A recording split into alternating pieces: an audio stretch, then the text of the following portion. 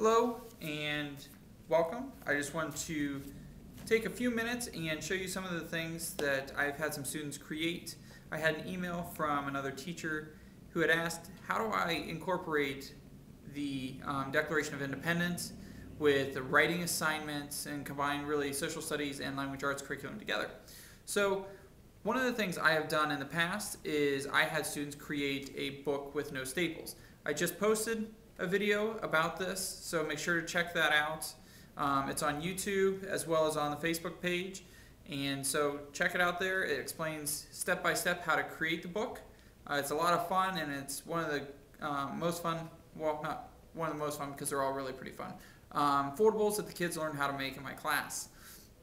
I'm going to start with this. Student made the Declaration of Independence, and I had them study the Declaration and think about, well, if I were to have a third or fourth grader read my story, would they understand it? So I had them rewrite the Declaration of Independence into a story. What they did was they were instructed not to lose any of the meaning in the different segments of the Declaration of Independence. So they had to find word choices that would give the same meaning but be a simpler word that a younger child could understand. So they had to use large graphics and then rewrite the statements, like I said, so a third or fourth grader could understand. Over the course of time, it is important to get rid of attachments with other countries, because this other country no longer lets you have the rights given to you by God. We believe that all men are equal. We think it is obvious that all men were created with the same rights.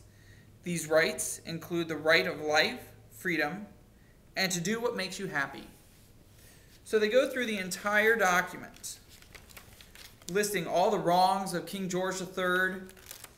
And then one of the easy ways to have your students assess whether or not they've done a very good job with this assignment is to actually have them read to third or fourth grade students and then see if those students have any questions about the story that was read to them. So again, another example, this one has colored pictures, which makes it more interesting, I think, for the younger children. But it takes it almost line by line. And the students really have to dive into understanding the Declaration of Independence so that they don't lose any of the meaning from the document. Then the kids have to take a look at each word and say, okay, is a third or fourth grader going to understand what this particular word means? Do they understand the word betray?